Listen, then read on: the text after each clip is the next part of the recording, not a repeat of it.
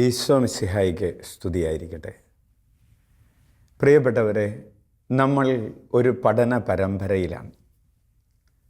നമ്മൾ പഠിച്ചുകൊണ്ടിരിക്കുന്ന വിഷയം ഈശോയും പിതാവും തമ്മിലുള്ള ബന്ധത്തിൻ്റെ 10 ഘടകങ്ങളാണ്. നമ്മൾ കഴിഞ്ഞ എപ്പിസോഡുകളിൽ ധ്യാനിച്ചത് ഈശോയും പിതാവുമായിട്ടുള്ള ബന്ധത്തിൻ്റെ 9 ഘടകങ്ങളാണ്. ഇങ്ങനെയൊക്കെ ആയിരുന്നു അത്. ഈശോ പിതാവിനെ അനുകരിച്ചു, ഈശോ പിതാവിൽ പൂർണ്ണമായും ആശ്രയിച്ചു, മൂന്നാമതായി പിതാവിൻ്റെ സ്നേഹത്തിൽ ഈശോ വിശ്വസിച്ചു, നാലാമതായി പിതാവ് താൻ ചെയ്യുന്ന പ്രവർത്തികളെല്ലാം പുത്രനെ കാണിച്ചു, അഞ്ചാമതായി പിതാവ് എന്നെ കരുതിക്കൊള്ളും എന്ന ഉറപ്പ് പുത്രൻ എപ്പോഴും ഉണ്ടായിരുന്നു. പിതാവും പുത്രനും ഒരേ കാര്യത്തിൽ ഒന്നിച്ച് പ്രവർത്തിച്ചു. ഏഴാമതായി പിതാവ് പുത്രന് വലിയ അധികാരം നൽകി. എട്ടാമതായി അവർ പരസ്പരം പിതാവ് പുത്രനെയും പുത്രൻ പിതാവിനെയും ആദരിച്ചു. ഒൻപതാമതായി ഈശോ പിതാവിൻ്റെ ഇഷ്ടത്തിനു വേണ്ടി ജീവിച്ചു, പിതാവിൻ്റെ ഹിതം നിറവേറ്റുന്നതിനു വേണ്ടി ജീവിച്ചു. അങ്ങനെ 9 ഘടകങ്ങളാണ് നമ്മൾ കഴിഞ്ഞ എപ്പിസോഡുകളിൽ ധ്യാനിച്ചത്. നമ്മൾ ഇന്ന് ഈ എപ്പിസോഡിൽ ധ്യാനിക്കാൻ ആരംഭിക്കുന്നത് ഈശോയുടെ അംഗീകാരം പിതാവിൽ നിന്നായിരുന്നു എന്നൊരു വിഷയമാണ്. ഈശോയെ അംഗീകരിച്ചത് പിതാവാണ്. ഈ ഒരു വിഷയം പഠിക്കുന്നതിന് വേണ്ടി പരിശുദ്ധ അമ്മയുടെ പ്രത്യേകമായ മാധ്യസ്ഥം അപേക്ഷിച്ചുകൊണ്ട് നമുക്ക് പ്രാർത്ഥിക്കാം. നന്മ നിറഞ്ഞ മറിയമേ സ്വസ്തി, കർത്താവ് അങ്ങയോടുകൂടെ സ്ത്രീകളിൽ അങ്ങ് അനുഗ്രഹിക്കപ്പെട്ടവളാകുന്നു. അങ്ങയുടെ ഉദരത്തിൻ ഫലമായ ഈശോ അനുഗ്രഹിക്കപ്പെട്ടവനാകുന്നു. പരിശുദ്ധ മറിയമേ തമ്പുരാൻ്റെ അമ്മേ, പാപികളായ ഞങ്ങൾക്ക് വേണ്ടി ഇപ്പോഴും ഞങ്ങളുടെ മരണസമയത്തും തമ്പുരാനോട് അപേക്ഷിക്കണമേ. Price the Lord. Hallelujah, hallelujah. നിങ്ങളെല്ലാവരെയും ഈ ശുശ്രൂഷയിലേക്ക് ഹൃദ്യമായി വീണ്ടും സ്വാഗതം ചെയ്യുന്നു. ഈശോയുടെ അംഗീകാരം പിതാവിൽ നിന്നായിരുന്നു. Jesus validation comes from his father. എന്താണ് ഇതിൻ്റെ അർത്ഥം? പ്രിയപ്പെട്ടവരെ, യോഹന്നാൻ്റെ സുവിശേഷം 5-ാം അധ്യായത്തിൻ്റെ 31 മുതലുള്ള തിരുവചനങ്ങൾ അടിസ്ഥാനമാക്കിയാണ് നമ്മൾ ഈ പഠന പരമ്പര മുന്നോട്ട് കൊണ്ടുപോകുന്നത്. ഈശോ പറയുകയാണ്, യോഹന്നാൻ്റെ സുവിശേഷം 5:31 മുതൽ നമുക്ക് വായിക്കാം. ഞാൻ എന്നെക്കുറിച്ചു തന്നെ സാക്ഷ്യപ്പെടുത്തുന്നെങ്കിൽ എൻ്റെ സാക്ഷ്യം സത്യമല്ല. എന്നെക്കുറിച്ച് സാക്ഷ്യം നൽകുന്ന വേറൊരാളുണ്ട്. അവൻ്റെ സാക്ഷ്യം സത്യമാണെന്ന് എനിക്കറിയാം. നിങ്ങൾ യോഹന്നാൻ്റെ അടുത്തേക്ക് ആളയച്ചു, അവൻ സത്യത്തിന് സാക്ഷ്യം നൽകുകയും ചെയ്തു. ഞാൻ മനുഷ്യരുടെ സാക്ഷ്യം സ്വീകരിക്കുന്നു എന്ന് വിചാരിക്കേണ്ട. നിങ്ങൾ രക്ഷിക്കപ്പെടേണ്ടതിനാണ് ഞാനിതെല്ലാം പറയുന്നത്. കത്തിജ്വലിക്കുന്ന ഒരു വിളക്കായിരുന്നു അവൻ. അല്പസമയത്തേക്ക് അവൻ്റെ പ്രകാശത്തിൽ ആഹ്ലാദിക്കാൻ നിങ്ങൾ ഒരുക്കവുമായിരുന്നു. എന്നാൽ യോഹന്നാൻ്റേതിനേക്കാൾ വലിയ സാക്ഷ്യം എനിക്കുണ്ട്. എന്തെന്നാൽ ഞാൻ പൂർത്തിയാക്കാനായി പിതാവ് എന്നെ ഏൽപ്പിച്ച ജോലികൾ, ഞാൻ ചെയ്തുകൊണ്ടിരിക്കുന്ന ജോലികൾ തന്നെ പിതാവാണ് എന്നെ അയച്ചതെന്ന് സാക്ഷ്യപ്പെടുത്തുന്നു. എന്നെ അയച്ച പിതാവ് തന്നെ എന്നെക്കുറിച്ച് സാക്ഷ്യപ്പെടുത്തിയിരിക്കുന്നു. ഹല്ലേലൂയ. അപ്പോൾ ഈശോയുടെ സാക്ഷ്യം വരുന്നത്, വാലിഡേഷൻ വരുന്നത് പിതാവിൽ നിന്നാണ്. പിതാവാണ് ഈശോയെ അപ്രൂവ് ചെയ്യുന്നത്. അതാണ് ഇവിടുത്തെ പോയിൻ്റ്. നമ്മൾ അതിൻ്റെ ചില സൂചനകളാണ് കാണുന്നത്. മത്തായിയുടെ സുവിശേഷം 3-ാം അധ്യായം 16-17 തിരുവചനങ്ങൾ. ഈശോയുടെ ജ്ഞാനസ്നാനത്തിൻ്റെ അവസരമാണ്. ഈശോ സ്നാപക യോഹന്നാനിൽ നിന്ന് സ്നാനം സ്വീകരിക്കുന്നതിന് ജോർദാൻ നദിയിലേക്ക് വരുന്നു. സർവ്വനീതിയും പൂർത്തീകരിക്കപ്പെടേണ്ടതിന് ഇപ്പോൾ ഇത് സംഭവിക്കട്ടെ എന്ന് പറഞ്ഞ് യോഹന്നാനിൽ നിന്ന് സ്നാനം സ്വീകരിച്ചു കൊണ്ടിരിക്കുമ്പോൾ സ്വർഗം തുറക്കപ്പെടുന്നു. അവിടെ സ്വർഗം തുറക്കപ്പെടുന്നു, പിതാവിൻ്റെ സ്വരം കേൾക്കുന്നു. പരിശുദ്ധാത്മാവ് പ്രാവിൻ്റെ രൂപത്തിൽ ഇറങ്ങി വരുന്നു. പിതാവിൻ്റെ അപ്രൂവൽ വെളിപ്പെടുന്ന, പിതാവിൻ്റെ അംഗീകാരം വെളിപ്പെടുന്ന മനോഹരമായ നിർണായകമായ ഒരു സമയമാണത്. സ്നാനം കഴിഞ്ഞ ഉടൻ യേശു വെള്ളത്തിൽ നിന്ന് കയറി. അപ്പോൾ സ്വർഗം തുറക്കപ്പെട്ടു. ദൈവാത്മാവ് പ്രാവിൻ്റെ രൂപത്തിൽ തൻ്റെ മേൽ ഇറങ്ങി വരുന്നത് അവൻ കണ്ടു.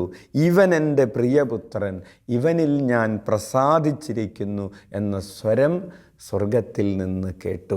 I am happy with you, or I am happy with him. ഞാനിവനെ അംഗീകരിച്ചിരിക്കുന്നു, ഞാനിവനെ അപ്രൂവ് ചെയ്തിരിക്കുന്നു എന്ന പിതാവിൻ്റെ അംഗീകാര മുദ്രയാണ് ഈശോയുടെ മേൽ വന്ന് പറന്നിരിക്കുന്നത്. Hallelujah, praise the Lord. യേശുവേ സ്തോത്രം, യേശുവേ നന്ദി. പ്രിയപ്പെട്ടവരെ, പിതാവിൻ്റെ ഈ അംഗീകാരത്തിൻ്റെ സ്വരം, ഈ അംഗീകാരമുദ്ര വീണ്ടും നമ്മൾ സുവിശേഷത്തിൽ വായിക്കുന്നത് രൂപാന്തരീകരണത്തിൻ്റെ മലയിലാണ്. രൂപാന്തരീകരണത്തിന് വേണ്ടി, ആ സന്ദർഭത്തിന് വേണ്ടി ഈശോയും ശിഷ്യന്മാരും പ്രാർത്ഥിക്കുന്നതിന് വേണ്ടി മലമുകളിലേക്ക് പോകുന്നു. അവൻ തീക്ഷ്ണമായ പ്രാർത്ഥനയുടെ ആ സമയത്ത് അവൻ രൂപാന്തരീകരണമുണ്ടാകുന്നു. അവൻ്റെ ശരീരം ഒരു സ്വർഗീയമായ തേജസ്സിലേക്ക് രൂപാന്തരീകരിക്കപ്പെടുന്നു. ഭൂമിയിലുള്ള ഏതൊരു അലക്കുകാരനും അലക്കി വെളുപ്പിക്കാൻ കഴിയുന്നതിനേക്കാൾ ശോഭയുള്ളതായി അവൻ്റെ വസ്ത്രം മാറുന്നു. ആ ഒരു പശ്ചാത്തലത്തിൽ ശിഷ്യർ സ്വരം കേൾക്കുകയാണ്. മത്തായിയുടെ സുവിശേഷം 17:5. അവൻ സംസാരിച്ചു കൊണ്ടിരിക്കുമ്പോൾ ശോഭയേറിയൊരു മേഘം വന്ന് അവരെ ആവരണം ചെയ്തു. മേഘത്തിൽ നിന്ന് ഇങ്ങനെയൊരു സ്വരമുണ്ടായി, ഇവൻ എൻ്റെ പ്രിയപുത്രൻ, ഇവനിൽ ഞാൻ പ്രസാദിച്ചിരിക്കുന്നു, ഇവൻ്റെ വാക്ക് കേൾക്കുവിൻ. ഹല്ലേലൂയ. ദൈവം പുത്രനെ അംഗീകരിക്കുകയാണ്, ദൈവം പുത്രനെ അപ്രൂവ് ചെയ്യുകയാണ്. അവൻ പെർഫെക്റ്റ് ആണെന്ന് ലോകത്തോട് പ്രഖ്യാപിക്കുകയാണ്. അവൻ എനിക്ക് സ്വീകാര്യനാണെന്ന്, അവൻ എനിക്ക് ചേർന്നവനാണെന്ന്, അവൻ എനിക്ക് യോഗ്യനാണെന്ന്, അവൻ എൻ്റെ ഹൃദയത്തിനിണങ്ങിയവനാണെന്ന് ലോകത്തോട് ദൈവം പ്രഖ്യാപിക്കുന്ന ഒരു സമയമായിരുന്നു. അപ്പോൾ പുത്രൻ്റെ വാലിഡേഷൻ, പുത്രൻ്റെ അംഗീകാരം വരുന്നത് പിതാവിൽ നിന്നാണ്. അതുപോലെ സമാനമായ മറ്റൊരു സന്ദർഭമാണ് യോഹന്നാൻ്റെ സുവിശേഷം 12-ാം അധ്യായം 27-ഉം 28-ഉം തിരുവചനങ്ങൾ. സ്വർഗത്തിൽ നിന്ന് ഇടിമുഴക്കം പോലൊരു ശബ്ദമുണ്ടായതിനെക്കുറിച്ച് യോഹന്നാൻ ശ്ലീഹ എഴുതുകയാണ്. യോഹന്നാൻ 12, 27, 28 തിരുവചനങ്ങൾ. ഇപ്പോൾ എൻ്റെ ആത്മാവ് അസ്വസ്ഥമായിരിക്കുന്നു. ഈശോയെ അന്വേഷിച്ച് ഗ്രീക്കുകാർ വരുന്ന ഒരു പശ്ചാത്തലത്തിലാണ്. ഗോതമ്പ് മണി നിലത്ത് വീണ് അഴിയുന്നെങ്കിൽ അത് ഒത്തിരിയേറെ ഫലം പുറപ്പെടുവിക്കും, അഴിയുന്നില്ലെങ്കിൽ അത് അങ്ങനെ തന്നെ ഇരിക്കും, ഫലശൂന്യമായി പോകും എന്നൊക്കെ ഈശോ പഠിപ്പിച്ചതിൻ്റെ തുടർച്ചയായിട്ടുള്ള ഭാഗത്താണ് നമ്മളിത് വായിക്കുന്നത്. ഈശോ പറയുകയാണ്, എൻ്റെ ആത്മാവ് അസ്വസ്ഥമായിരിക്കുന്നു, ഞാൻ എന്താണ് പറയേണ്ടത്? എന്നിട്ട് പിതാവിനോടൊരു ഡയലോഗാണ്, പിതാവേ ഈ മണിക്കൂറിൽ നിന്ന് എന്നെ രക്ഷിക്കണമേ. ഈശോ പറയുകയാണ് പിതാവിനോട്, പിതാവേ ഈ മണിക്കൂറിൽ നിന്ന്. ഏത് മണിക്കൂറിൽ നിന്ന്? പിതാവിൻ്റെ ഹൃദയത്തിൽ നിന്ന് പുത്രൻ വേർപെട്ടു പോകുന്ന ആ പാപത്തിൻ്റെ ശിക്ഷയുടെ ഒരു മണിക്കൂറുണ്ട്. ഈശോ പിതാവിനോട് പ്രാർത്ഥിക്കുന്നത് ആ മണിക്കൂറിൽ നിന്ന്. പുത്രന് വേറെ എന്ത് സഹിക്കാൻ പുത്രൻ തയ്യാറാണ്. പുത്രൻ സഹിക്കാൻ തയ്യാറില്ലാത്തൊരു കാര്യമുള്ളൂ, പിതാവിൻ്റെ ഹൃദയത്തിൽ നിന്ന് വേർപെട്ട് നിൽക്കുന്നു ആ അന്ധകാരം, ആ ഇരുണ്ട യാമം. അതിൽ നിന്ന്, ആ മണിക്കൂറിൽ നിന്ന് എന്നെ രക്ഷിക്കണമേ. എന്നിട്ട് പുത്രൻ പറയാണ്, അല്ല, ഇതിനു വേണ്ടിയാണല്ലോ, ഈ മണിക്കൂറിലേക്കാണല്ലോ ഞാൻ വന്നത്. ഞാൻ വന്നിരിക്കുന്നത് എന്തിനു വേണ്ടിയാണ്? മനുഷ്യൻ്റെ പാപത്തിൻ്റെ പരിഹാരം ചെയ്യാൻ വേണ്ടിയാണ്. മനുഷ്യൻ്റെ പാപത്തിൻ്റെ ശിക്ഷ എൻ്റെ ശരീരത്തിൽ ഏറ്റെടുത്തുകൊണ്ട് അവൻ്റെ പാപത്തിന് പരിഹാരം ചെയ്യാൻ വേണ്ടിയാണ് പുത്രൻ വന്നിരിക്കുന്നത്. എന്താണ് പ്രിയപ്പെട്ടവരെ മനുഷ്യൻ്റെ പാപത്തിനുള്ള ഏറ്റവും വലിയ ശിക്ഷ? അത് ശരീരത്തിൽ ഏൽക്കുന്ന പീഡനമാണോ? ഈശോ അനുഭവിച്ച ഏറ്റവും വലിയ ശിക്ഷ എന്ന് പറയുന്നത് കുരിശു മരണമല്ല, മുൾമുടി ചൂടിയതല്ല, പാപത്തിൻ്റെ പരിഹാരമായിട്ട് ഈശോ അനുഭവിച്ച ഏറ്റവും വലിയ ശിക്ഷ എന്ന് പറയുന്നത് ആ മണിക്കൂർ. ഏത് മണിക്കൂർ? പിതാവിൻ്റെ ഹൃദയത്തിൽ നിന്ന് വേർപെട്ടു പോകുന്നതിൻ്റെ മരണവേദനയുടെ മണിക്കൂർ. ആ മണിക്കൂർ സാധിക്കുമെങ്കിൽ മാറിപ്പോകട്ടെ എന്ന് പറഞ്ഞിട്ട് ഈശോ പറയുകയാണ്, നോ, ഈ മണിക്കൂറിന് വേണ്ടിയാണല്ലോ ഞാൻ വന്നത്. പിതാവേ, അങ്ങയുടെ നാമത്തെ മഹത്വപ്പെടുത്തണമേ. ആ മണിക്കൂറിലൂടെ ഞാൻ കടന്നു പോകുമ്പോൾ, ആ പാപത്തിൻ്റെ വേദനം ഞാൻ ഏറ്റെടുക്കുമ്പോൾ, ആ പാപത്തിൻ്റെ വേദനം ഏറ്റെടുത്ത് ഞാൻ നുറുങ്ങുന്ന സമയത്തും, പിതാവേ, നിൻ്റെ കരങ്ങളിൽ ഞാൻ എൻ്റെ ആത്മാവിനെ സമർപ്പിക്കുന്നു എന്ന് ഞാൻ പറയുമ്പോൾ, പാപത്തിൻ്റെ ശിക്ഷ ഞാൻ വഹിച്ചു കഴിയുമ്പോൾ ആരാണ് മഹത്വപ്പെടുന്നത്? അങ്ങയുടെ നാമം മഹത്വപ്പെടുമല്ലോ. അങ്ങയുടെ നാമത്തെ മഹത്വപ്പെടുത്തണമേ. ഇതാണ് എൻ്റെ ഒറ്റ നിയോഗം, എൻ്റെ ജീവിത നിയോഗം ഇതാണ്. പിതാവേ, നിൻ്റെ നാമത്തെ മഹത്വപ്പെടുത്തണമേ എന്ന് പറഞ്ഞ് ഒരു ചെറിയ പ്രാർത്ഥനയാണ്. യോഹന്നാൻ്റെ സുവിശേഷം 12:27 ആ പ്രാർത്ഥനയുള്ളത്. അങ്ങയുടെ നാമത്തെ മഹത്വപ്പെടുത്തണമേ.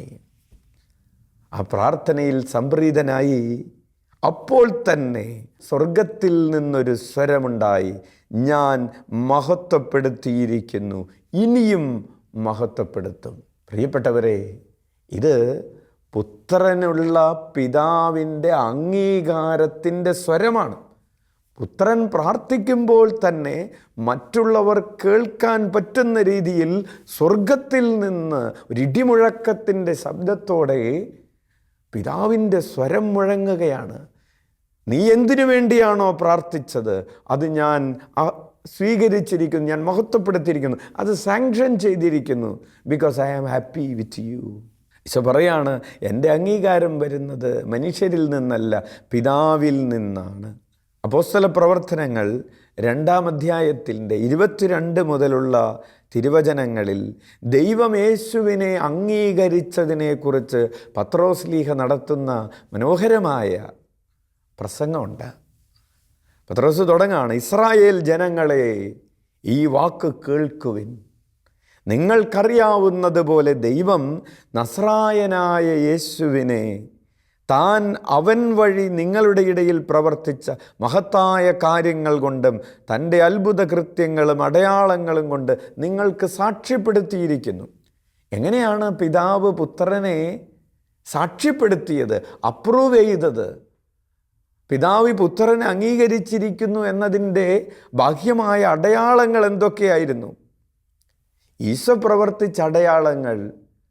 ഈശോ മരിച്ചവരെ, ലാസറിനെ ഉയർപ്പിക്കുന്നതിന് മുമ്പ് ഈശോ പ്രാർത്ഥിച്ചു, പിതാവേ, പ്രാർത്ഥന അങ്ങ് കേട്ടിരിക്കുന്നതിന് ഞാൻ നന്ദി പറയുന്നു.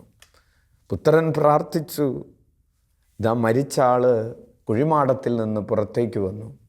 പിതാവ് പുത്രനെ അംഗീകരിച്ചിരിക്കുന്നു എന്നതിൻ്റെ അടയാളമായിരുന്നു അത്. പുത്രൻ അന്ധൻ്റെ കണ്ണുകൾ സ്പർശിക്കുമ്പോൾ അയാൾക്ക് കാഴ്ച കിട്ടുന്നു. പിതാവ് പുത്രനെ അംഗീകരിച്ചതിൻ്റെ അടയാളമായിരുന്നു അത്. അതാണ് പത്രോസ് പറയുന്നത്, അങ്ങ് പുത്രൻ വഴി, ഈശോ വഴി പ്രവർത്തിച്ച അടയാളങ്ങളിലൂടെ അങ്ങ് പുത്രനെ അംഗീകരിച്ചിരിക്കുന്നു, അങ്ങ് പുത്രനെ സാക്ഷ്യപ്പെടുത്തിയിരിക്കുന്നു. ഹല്ലേലൂയ. തീർന്നില്ല, ശിഷ്യന്മാർ പ്രവർത്തിച്ച അത്ഭുതങ്ങളും പിതാവ് പുത്രന് നൽകിയ അംഗീകാരത്തിൻ്റെ അടയാളമാണ്. ഇപ്പോൾ പത്രോസിൻ്റെ നിഴല് വീണ് രോഗികൾ സുഖം പ്രാപിച്ചു. പൗലോസ് ഉപയോഗിച്ച തുവാലകൾ കൊണ്ടുപോയി രോഗികളുടെ അടുത്ത് സ്പർശിച്ചപ്പോൾ അവർ സൗഖ്യം പ്രാപിച്ചു. അത് പ്രിയപ്പെട്ടവരെ, പിതാവായ ദൈവത്തിന് പുത്രനായ യേശുക്രിസ്തുവിലുള്ള അംഗീകാരത്തിൻ്റെ അടയാളമായിട്ടാണ് വചനം വ്യാഖ്യാനിക്കുന്നത്. Hallelujah, hallelujah. അതുകൊണ്ടാണ് ഈശോ പറഞ്ഞത്, യോഹന്നാൻ്റെ സുവിശേഷം 14-ാം അധ്യായത്തിൻ്റെ 12 മുതലുള്ള തിരുവചനങ്ങൾ, സത്യം സത്യമായി ഞാൻ നിങ്ങളോട് പറയുന്നു, എന്നിൽ വിശ്വസിക്കുന്നവനും ഞാൻ ചെയ്യുന്ന പ്രവർത്തികൾ ചെയ്യും. കാരണം എന്താണ്? ഞാൻ പിതാവിൻ്റെ അടുത്തേക്ക് പോകുന്നത് കൊണ്ട് ഇവയേക്കാൾ വലിയവയും ചെയ്യും. നിങ്ങൾ എൻ്റെ നാമത്തിൽ ആവശ്യപ്പെടുന്നതെന്തും പിതാവ് പുത്രനിൽ മഹത്വപ്പെടാൻ വേണ്ടി ഞാൻ പ്രവർത്തിക്കും. പിതാവ് പുത്രനിൽ മഹത്വപ്പെടുകയാണ്. ഓരോ അത്ഭുതങ്ങളും ഇന്നും സഭയിൽ നടക്കുമ്പോൾ, യേശുനാമത്തിൽ പ്രാർത്ഥിച്ചതിൻ്റെ ഫലമായി സഭയിലൊരു അത്ഭുതം നടക്കുമ്പോൾ പിതാവ് പുത്രനിൽ മഹത്വപ്പെടുകയാണ്. പുത്രൻ്റെ നാമത്തെ പിതാവ് വീണ്ടും വീണ്ടും അംഗീകരിക്കുകയാണ്. അച്ഛൻ ഓർക്കുകയാണ്, കഴിഞ്ഞ ഒക്ടോബർ 6 അച്ഛൻ്റെ ആശ്രമത്തിൽ ആവിലായിലെ വിശുദ്ധ അമ്മത്രേസ്യയുടെ തിരുനാളിന് ഒരുക്കമായി 4 മണിക്കൂർ നീണ്ടു നിന്ന രോഗസൗഖ്യ ആരാധനയുണ്ടായിരുന്നു. ഈ രോഗസൗഖ്യ ആരാധനയിൽ പങ്കെടുത്ത ഒരു സഹോദരി ഒക്ടോബർ 18 പരിയാരം മെഡിക്കൽ കോളേജിൽ ഒരു ഹൃദയ ശസ്ത്രക്രിയയ്ക്ക് വേണ്ടി അവരുടെ ഹാർട്ടിൻ്റെ വാൽവിൻ്റെ 2 ദ്വാരങ്ങൾ അടയ്ക്കുന്നതിന് വേണ്ടിയിട്ടുള്ള ശസ്ത്രക്രിയയ്ക്ക് വേണ്ടി പൈസ അടച്ച് 98,900 രൂപ പൈസ അടച്ചതിന് ശേഷമാണ് ഈ ഒക്ടോബർ 6 അവർ ഈ രോഗസൗഖ്യ ആരാധനയ്ക്ക് വേണ്ടി വരുന്നത്. അവർ ഈ പ്രാർത്ഥനയിൽ പങ്കെടുത്തു. അച്ഛനൊരു പ്രാർത്ഥനാ മന്ത്രവും കൊടുത്തു. ഈശോയുടെ സ്നേഹവും സമാധാനവും എന്നിൽ നിറഞ്ഞു കവിയുന്നു എന്ന് ആവർത്തിച്ച് ചൊല്ലാൻ പറഞ്ഞു. രോഗസൗഖ്യ ആരാധനയിൽ പങ്കെടുത്ത് പ്രാർത്ഥിച്ചു. ഈശോയെ, അങ്ങയുടെ കരുണയിൽ ഞങ്ങൾ ആശ്രയിക്കുന്നു എന്ന പ്രാർത്ഥന അവിലായിലെ ശുശ്രൂഷകളിലൂടെ 1 കോടി മനുഷ്യരെ തിരുരക്തത്താൽ കഴുകണമേ, പരിശുദ്ധാത്മാവാൽ നിറയ്ക്കണമേ, പ്രേക്ഷിതരാക്കണമേ, ഞങ്ങളുടെ കുടുംബങ്ങളുടെ മേൽ കരുണയായിരിക്കണമേ എന്ന പ്രാർത്ഥന എല്ലാ ദിവസവും 33 പ്രാവശ്യം ചൊല്ലാൻ വേണ്ടി കൊടുത്തു. 101 പ്രാവശ്യം എല്ലാ ദിവസവും ഈശോയെ എന്ന് വിളിക്കാൻ പറഞ്ഞു കൊടുത്തു. അങ്ങനെ പ്രിയപ്പെട്ടവരെ, ഒക്ടോബർ 14 അവർ വീണ്ടും ആശുപത്രിയിൽ സർജറിക്ക് വേണ്ടി അഡ്മിറ്റായി.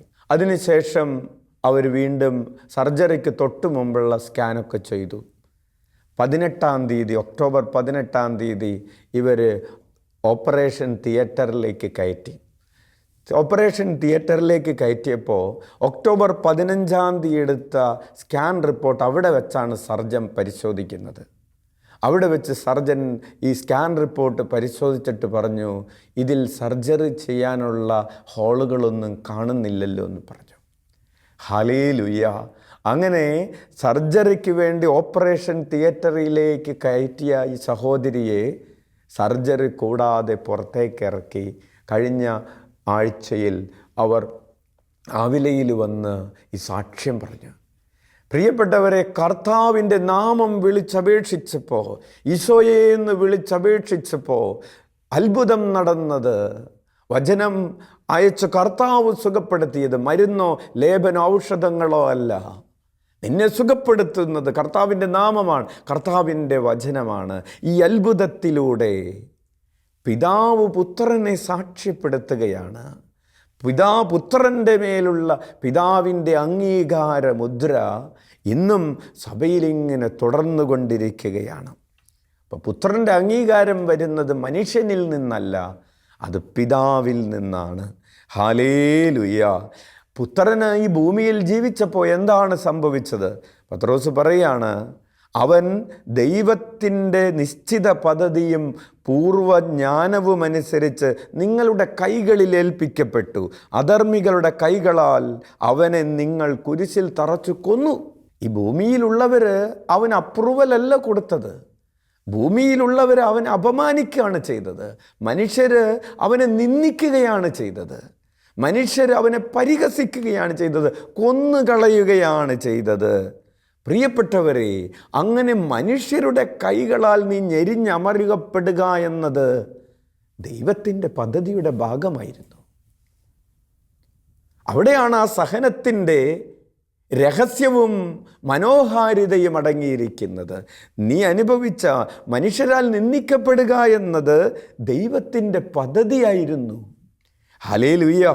നീ ഒരു സഹനങ്ങൾ ദൈവത്താൽ തിരഞ്ഞെടുക്കപ്പെട്ട ഒരു മനുഷ്യനായിരിക്കുമ്പോഴും അത് പ്രധാനപ്പെട്ടതാണ്.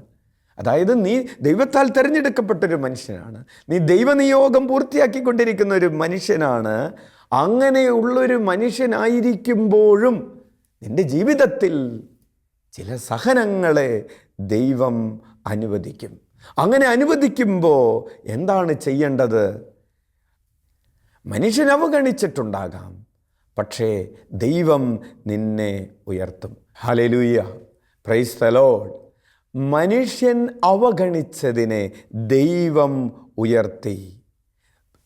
ഈശോ പിതാവിൻ്റെ ശക്തമായ കരങ്ങളുടെ കീഴെ തന്നെ താഴ്ത്താൻ തയ്യാറായപ്പോൾ പിതാവ് അവനെ ഉയർത്തി.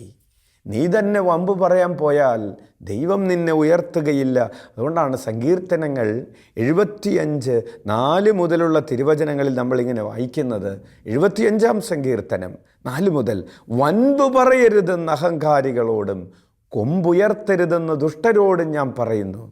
ആകാശത്തിനെതിരെ കൊമ്പുയർത്തരുത്, ഗർവോടെ സംസാരിക്കുകയുമരുത്. കിഴക്കു നിന്നോ പടിഞ്ഞാറ് നിന്നോ മരുഭൂമിയിൽ നിന്നോ അല്ല ഉയർച്ച വരുന്നത്. ഒരുവനെ ഉയർത്തുന്നതും വേറൊരുവനെ താഴ്ത്തുകയും ചെയ്യുന്ന വിധി നടപ്പാക്കുന്നത് കർത്താവാണ്. Hallelujah, hallelujah. അപ്പോൾ നീ നിന്നെ തന്നെ താഴ്ത്തുമ്പോൾ ദൈവം നിന്നെ ഉയർത്തും. നിൻ്റെ ഉയർച്ച വരുന്നത് കർത്താവിൽ നിന്നാണ്. അപ്പോസ്തല പ്രവർത്തനങ്ങൾ 2:25 മുതൽ ദാവീദ് അവനെക്കുറിച്ച് പറഞ്ഞിരിക്കുന്നു. ഞാൻ കർത്താവിനെ എപ്പോഴും കൺമുൻപിൽ ദർശിച്ചിരുന്നു. ഞാൻ പതറിപ്പോകാതിരിക്കാൻ അവിടുന്ന് എൻ്റെ വലതുവശത്തുണ്ട്. ഈശോ കാൽവരി മലമുകളിലേക്ക് കുരിശു വഹിച്ചു പോയപ്പോൾ ആരെയാണ് കൺമുമ്പിൽ കണ്ടത്? അവൻ കൺമുൻപിൽ കണ്ടത് തൻ്റെ മുമ്പിൽ നടക്കുന്ന പടയാളികളെയല്ല, ആയുധങ്ങളേന്തി നടക്കുന്നവരെയല്ല. അവൻ മനുഷ്യനെയല്ല കണ്ടത്. അവൻ്റെ കൺമുൻപിലുണ്ടായിരുന്നത് കർത്താവായിരുന്നു. തൻ്റെ പിതാവിനെയായിരുന്നു അവൻ കൺമുൻപിൽ കണ്ടത്. തന്നെ പരിഹസിക്കുന്നവരെയോ തന്നെ കാർക്കിച്ച് തുപ്പുന്നവരെയോ തന്നെ കൂകി വിളിക്കുന്നവരെയോ അല്ല അവൻ്റെ കണ്ണ് കണ്ടത്, എന്നെ രക്ഷിക്കുന്നവൻ്റെ, ഞാൻ പതറിപ്പോകാതിരിക്കാൻ എൻ്റെ കൂടെ നിൽക്കുന്നവനെയാണ് ഞാൻ എൻ്റെ കൺമുൻപിൽ കണ്ടത്. അവൻ എൻ്റെ വലതുവശത്തുണ്ട്. പ്രിയപ്പെട്ടവരെ, നിങ്ങളുടെ ജീവിതം കർത്താവിനെ കൺമുൻപിൽ കണ്ട ജീവിക്കുന്നവരുടെ ജീവിതം പോലെ ആയിത്തീരട്ടെ. കാരണം അവിടുന്ന് നമ്മോടൊരു കാര്യം പറഞ്ഞിട്ടുണ്ട്. ഹെബ്രായ ലേഖനം 13-ാം അധ്യായത്തിൽ നമ്മളത് വായിക്കുകയാണ്. 5 മുതലുള്ള തിരുവചനങ്ങൾ. ഞാൻ നിന്നെ ഒരു വിധത്തിലും അവഗണിക്കുകയോ ഉപേക്ഷിക്കുകയോ ഇല്ല എന്ന് അവിടുന്ന് പറഞ്ഞിട്ടുണ്ടല്ലോ. നീ ഇന്നൊരു സങ്കടത്തിലൂടെ കടന്നു പോവുകയാണോ? നീ ഒരു വേദനയെ അഭിമുഖീകരിക്കുകയാണോ? നിൻ്റെ കുടുംബജീവിതത്തിൽ ഒരു പ്രതിസന്ധിയുണ്ടോ? ഇനി മുന്നോട്ട് പോകാൻ പറ്റില്ല എന്ന രീതിയിൽ വഴികൾ അടഞ്ഞു കിടക്കുകയാണോ? കുഞ്ഞേ, ദൈവം നിന്നോട് പറയുന്നു, ഞാൻ നിന്നെ ഒരു തരത്തിലും അവഗണിക്കുകയോ ഉപേക്ഷിക്കുകയോ ഇല്ല. അതിനാൽ നമുക്ക് ആത്മധൈര്യത്തോടെ പറയാം, കർത്താവാണെൻ്റെ സഹായകൻ, ഞാൻ ഭയപ്പെടുകയില്ല. മനുഷ്യന് എന്നോട് എന്ത് ചെയ്യാൻ കഴിയും? നമുക്ക് കരങ്ങൾ ഉയർത്തി പറയാം, കർത്താവാണ് എൻ്റെ സഹായകൻ, ഞാൻ ഭയപ്പെടുകയില്ല. മനുഷ്യന് എന്നോട് എന്ത് ചെയ്യാൻ കഴിയും? Hallelujah, hallelujah. പ്രിയപ്പെട്ടവരെ, ഈശോ കുരിശ് വഹിച്ചു പോകുമ്പോഴും ഈശോയുടെ അധരത്തിൽ കൃതജ്ഞതയായിരുന്നു, അവൻ്റെ ഹൃദയത്തിൽ പ്രത്യാശയായിരുന്നു, അവൻ്റെ ജീവിതത്തിൽ പരിശുദ്ധിയായിരുന്നു, അവൻ്റെ മനസ്സിൽ ആനന്ദമായിരുന്നു, അവൻ്റെ ജീവിതം അനുസരണയുടെ ജീവിതമായിരുന്നു. അതുകൊണ്ടാണ് പിതാവ് അവനെ അംഗീകരിച്ചത്. Hallelujah, hallelujah. കുരിശ് വഹിച്ച് അവൻ നടന്നപ്പോൾ അവൻ അന്വേഷിച്ചത് സ്വന്തം ഇഷ്ടമല്ല. അവൻ അന്വേഷിച്ചത് എങ്ങനെ ദൈവത്തെ പ്രീതിപ്പെടുത്താം എന്നതാണ്. അവൻ ഇടയ്ക്ക് വെച്ച് അവസാനിപ്പിച്ചു പോകുന്നവനായിരുന്നില്ല, അവസാനം വരെ അവൻ അനുസരിക്കുന്നവനായിരുന്നു. അതുകൊണ്ട് പിതാവ് അവനെ ഉയർത്തി. പിതാവിൻ്റെ അംഗീകാരത്തിൻ്റെ കഥയാണ് ഫിലിപ്പിയർക്ക് എഴുതിയ ലേഖനം 2-ാം അധ്യായം 6 മുതൽ 8 വരെയുള്ള തിരുവചനങ്ങൾ. ദൈവത്തിൻ്റെ രൂപത്തിലായിരുന്നെങ്കിലും അവൻ ദൈവവുമായുള്ള സമാനത നിലനിർത്തേണ്ട ഒരു കാര്യമായി പരിഗണിച്ചില്ല. തന്നെ ശൂന്യനാക്കിക്കൊണ്ട് ദാസൻ്റെ രൂപം സ്വീകരിച്ച് മനുഷ്യരുടെ സാദൃശ്യത്തിലായി തീർന്ന് ആകൃതിയിൽ മനുഷ്യനെ പോലെ കാണപ്പെട്ടു. മരണം വരെ, അതെ, കുരിശ് മരണം വരെ അനുസരണയുള്ളവനായി തന്നെ താഴ്ത്തി. ആകയാൽ ദൈവം അവനെ അത്യധികം ഉയർത്തി എല്ലാ നാമങ്ങൾക്കും ഉപരിയായ നാമം നൽകുകയും ചെയ്തു. Price the Lord. ഹല്ലേലൂയ. നമ്മൾ ഇന്ന് ഈ എപ്പിസോഡിൽ ധ്യാനിച്ചത് എപ്രകാരമാണ് പിതാവ് പുത്രനെ അംഗീകരിച്ചത്. പിതാവിൻ്റെ അംഗീകാരം ലഭിക്കുന്നതിന് പുത്രൻ സ്വീകരിച്ച നിലപാടുകൾ. പ്രിയപ്പെട്ടവരെ, ദൈവം നമ്മെ ഓരോരുത്തരെയും അംഗീകരിക്കാൻ വരുന്നവനാണ്. നമ്മളെ എങ്ങനെ അംഗീകരിക്കാം, അപ്രൂവ് ചെയ്യാം എന്നാണ് ദൈവം പരിശോധിക്കുന്നത്. നമ്മെ എങ്ങനെ വിജയിപ്പിക്കാം എന്നാണ് ദൈവം പരിശോധിക്കുന്നത്. നമ്മൾ പഠിച്ചുകൊണ്ടിരിക്കുന്ന ഈ വിഷയം ഇവിടെ അവസാനിപ്പിക്കുകയാണ്. പിതാവും പുത്രനും തമ്മിലുണ്ടായിരുന്ന ബന്ധത്തിൻ്റെ 10 ആട്രിബ്യൂട്ട്സ് ആണ് നമ്മൾ പഠിച്ചത്. അവസാനമായി നമ്മൾ കാണുകയായിരുന്നു ഈശോയുടെ അംഗീകാരം പിതാവിൽ നിന്ന് ആയിരുന്നു. നമുക്ക് കണ്ണുകളടക്കാം. നമ്മൾ ശ്രവിച്ച വചനം നമ്മുടെ ഹൃദയത്തിൽ മാംസം ധരിക്കുന്നതിന് വേണ്ടി പ്രാർത്ഥിക്കാം. പരിശുദ്ധ അമ്മയിൽ വചനം മാംസം ധരിച്ചതുപോലെ നമ്മുടെ ശരീരത്തിൽ മാംസം വചനം ധരിക്കട്ടെ എന്ന് പ്രാർത്ഥിക്കാം. കരങ്ങൾ ഉയർത്തി സ്തുതിക്കാം. Hallelujah, hallelujah, hallelujah. യേശുവേ സ്തോത്രം, യേശുവേ നന്ദി, യേശുവേ ആരാധന. സ്തുതിക്കുന്നു, ആരാധിക്കുന്നു, മഹത്വപ്പെടുത്തുന്നു. അങ്ങയുടെ തിരുനാമത്തിന് മഹത്വം ഉണ്ടാകട്ടെ. Hallelujah, hallelujah, hallelujah. യേശുവേ സ്തോത്രം, യേശുവേ നന്ദി, യേശുവേ ആരാധന. Hallelujah, hallelujah, hallelujah, hallelujah. യേശുവേ സ്തോത്രം, യേശുവേ നന്ദി, യേശുവേ ആരാധന. ഈശോ മിശിഹായിക്ക് സ്തുതിയായിരിക്കട്ടെ.